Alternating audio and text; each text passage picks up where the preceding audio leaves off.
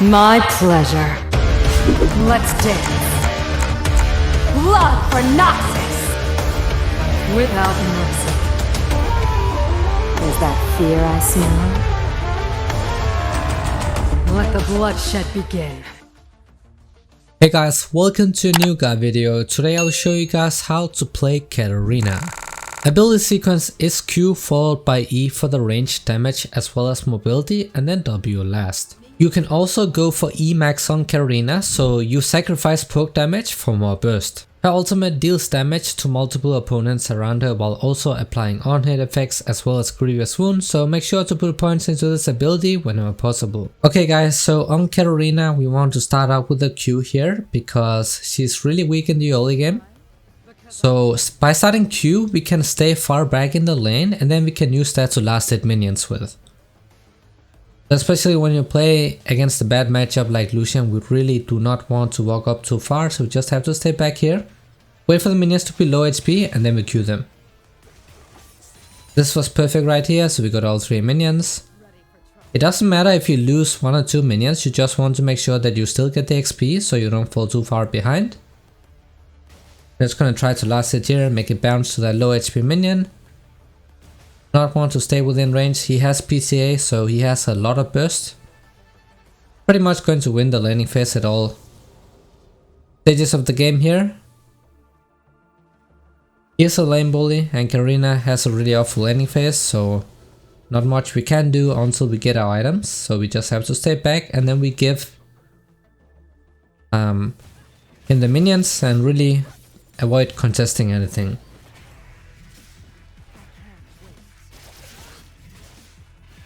Have to stay back here. He's going to push the wave, so we just wait.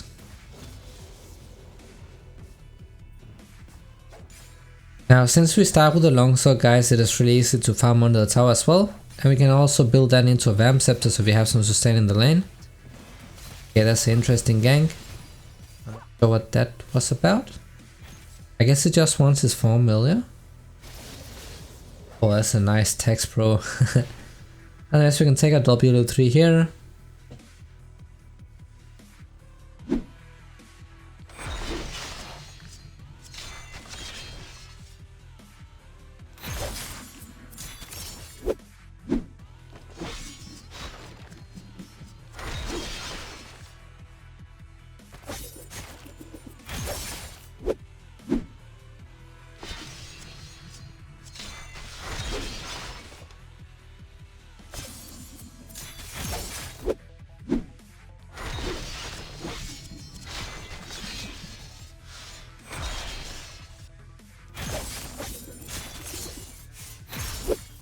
That mainly drops the daggers on the ground, so your Q and W will drop a dagger.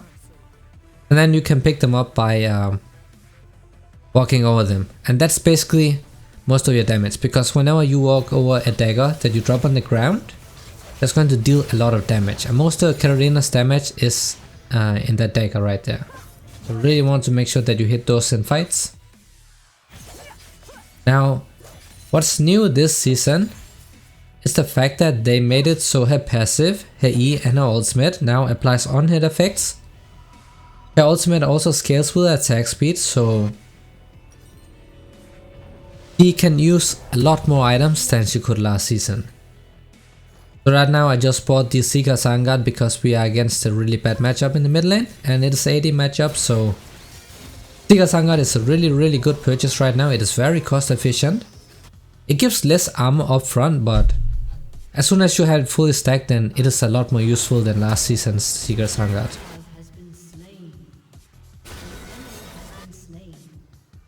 Okay, some interesting airing going on in the bot lane.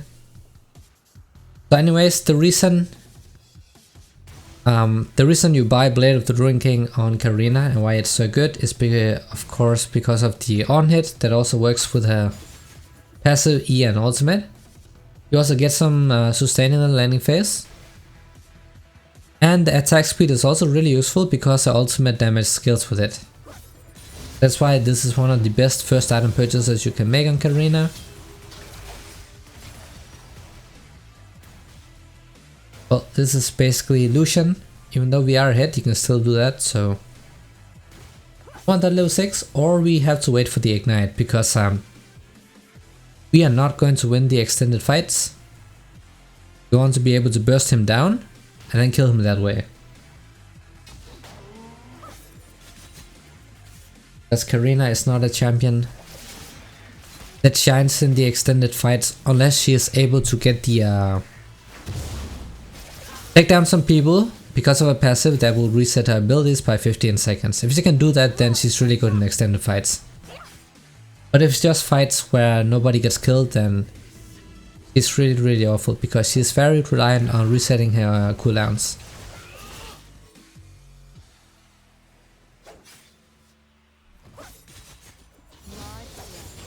So now we have the ultimate up.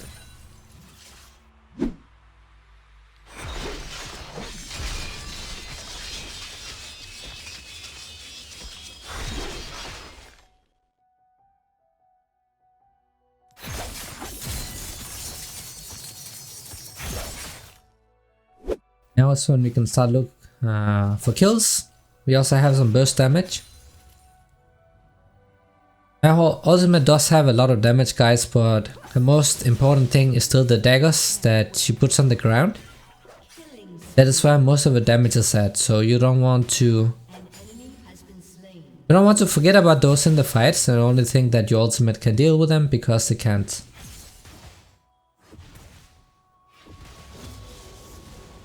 Just have to wait for ignite here and then we can go all in. Have to take it easy. I don't want to risk dying to the tower because he can also ignite me, so have to wait a bit here. He dashes, then I can go all in. There you go.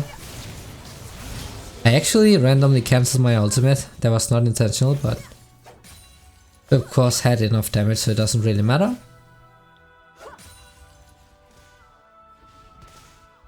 But normally this is not a matchup where you get solo kills in the lane phase.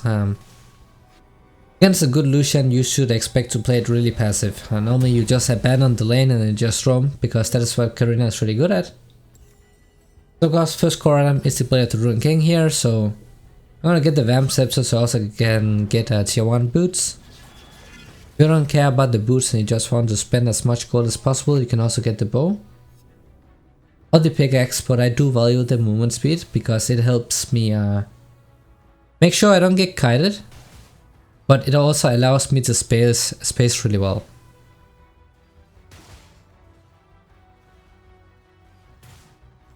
So now we are back to playing passive here. We don't have ultimate up just yet. It does apply grievous wounds, and that is what's really good about it. Applies on hit as well as grievous wounds, and it scales with attack speed, so we get a lot of damage as soon as we finish the Blade of the Ruined King. Now we can go in here because Kane is coming.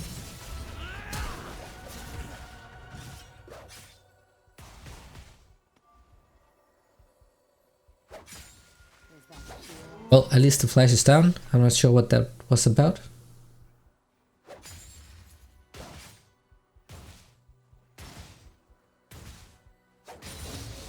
Have to chill out here.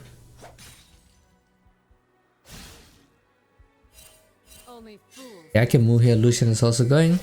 This is actually a really good fight to take here. He is level 5 and Kane is 6. We just have to turn here, so I'm gonna take the plant. A flash. Yeah.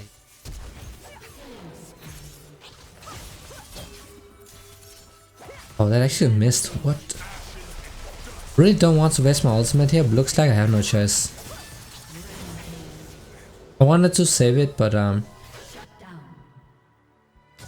fine. You should not be greedy with the ultimate, because the passive will reduce the cooldown anyway, so just use it whenever you can. Even if it is just to take a really favorable trade, then you can go for that as well. You don't have to use it to kill the opponent with. You don't have to save it for that, because it will be on such a low cooldown anyway.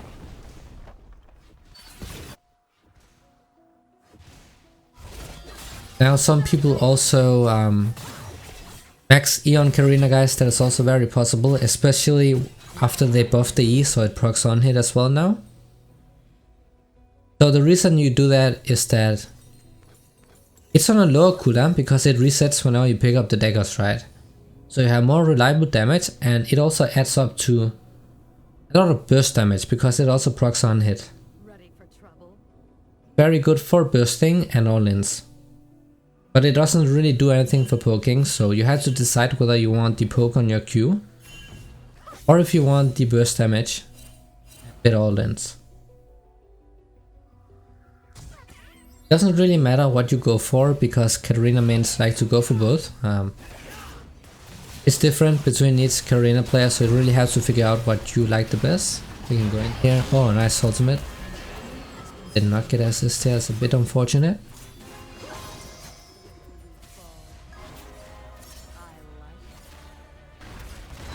Oh, Morgana, what?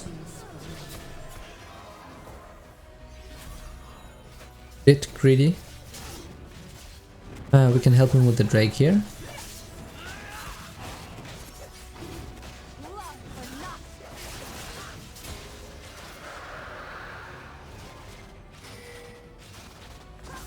Okay, this should be a kill right here. I think I can get a Jinx now.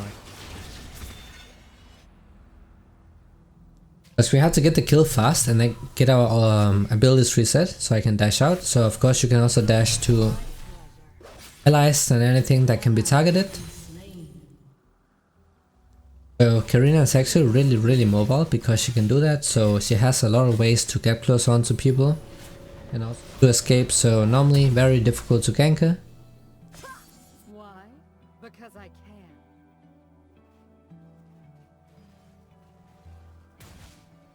Handed over a red buff to Lucian, so that's not going to be very fun for us right now.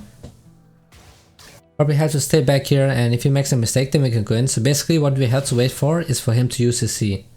No going back. Because his C is the only way he can dodge our daggers with, right? The daggers that drop on the ground. Doesn't have that up, then he's pretty free for us. So right now he used it and we can look for a kill. Wait. I accidentally forced him to move up and then looks like he's going to roam now. I accidentally made him roam. I think Fiora should be fine though, so you can just go push and get a top. Yeah, he is top side. Let me just get this plate here.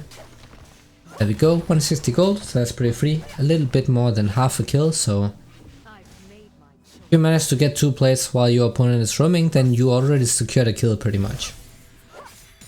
Got a kill teleporting in.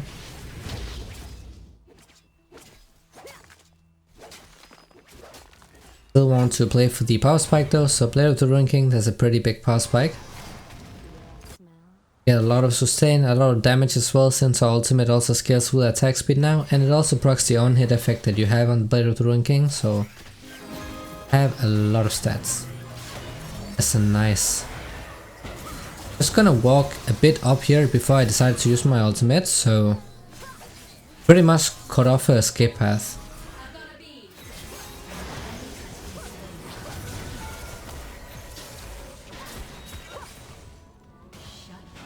Might go for the Ashe though. I'm just gonna wait here a bit because I think he will turn. He's gonna look to turn probably. Yeah, he was. You can just see it on him. He really wanted that kill. Okay, that's fine. Morgana got the kill, but does not matter. Wow. Almost died to that Jinx ultimate again. It's fine. We can get the last plate here.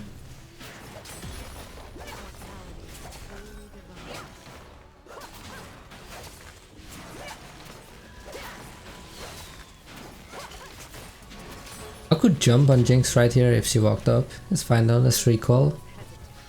This might be warded, so I'm just gonna recall here. Oh, there's a Xin Zhao. What? They're not gonna let us recall. We can look and turn. We have to look. Try.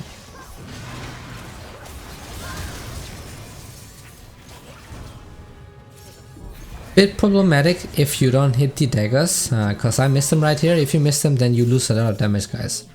Right now it doesn't matter cause we are so far ahead that we just auto attacked one to death. I had to flash here. But if I played it properly, then if I hit the daggers, then these kills would have been a lot smoother. Had to burn my flash. We'll probably also be able to get Xin Zhao. Okay, Lucian's coming, so I had to back off. There we go. So now we have a lot of gold. So first item, Blade the Rune King.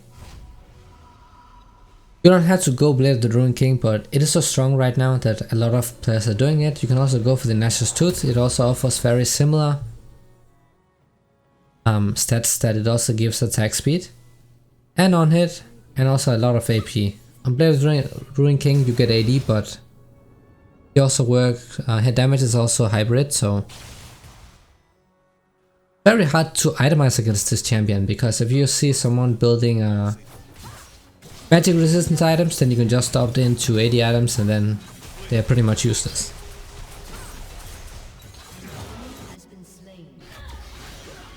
Okay, that was a very interesting ultimate.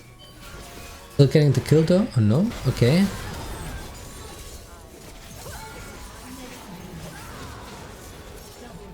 So, Katarina really good at cleaning up. One of the best champions at cleaning up a fight.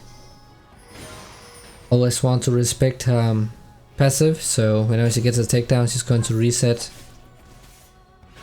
basic ability cooldowns, but otherwise it is 15-second less CD on your abilities overall. Get a few takedowns in the fight, then you can use your ultimate 2 or 3 times in the fight.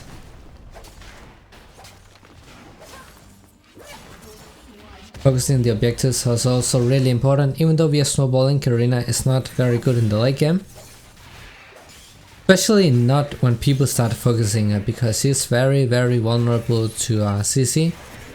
Point and click CC and not kill shots like this one I did right here. Because if you miss that, then can't really do much. Oh, nice binding.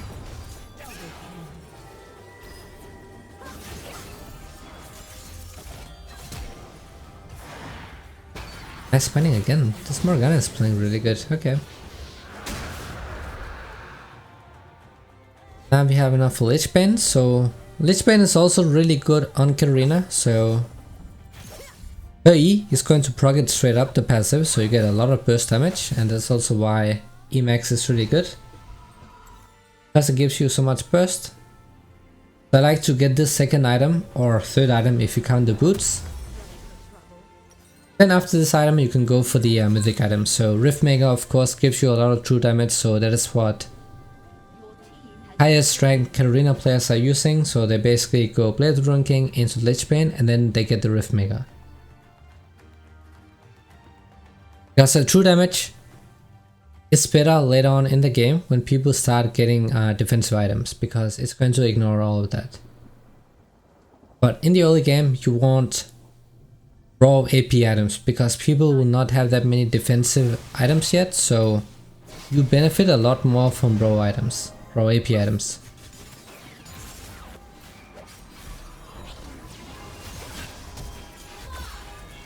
Oh yikes. I had my control ward on the wrong button, otherwise I could ward it and then jumped on them, but it's fine. Oh, we can go for this. Nice binding again. It's really good with those Qs though. Right. Go for the inhibitor as well.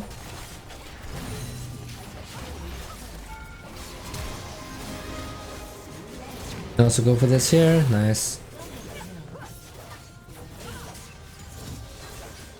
Thing is, when you are in fights with Katarina, what you have to keep in mind is the CC they have. Not only the CC, but also their movement abilities, so flash and dashes, blinks and so on. You need to keep that in mind for every single player on the enemy team, because if you count those abilities, then you will know exactly when you can go in. Because you know when they will not be able to escape anymore. That's what's really important when you play assassins like Katarina. You have to know when to flank, and you also have to know when you can engage without getting blown up. Because normally if you play Katarina and you just randomly engage out of nowhere, then everyone will start targeting you. Like every single player on the team, because they know they have to do that. So Grease Wounds is insane, really good against Sona as well. 3 right here, let's ult him. Nice, there we go, and a quick quadra kill. Very snowball champion. And they did FF, so that was the Katarina guide. So thank you so much for watching and see you guys in the next video.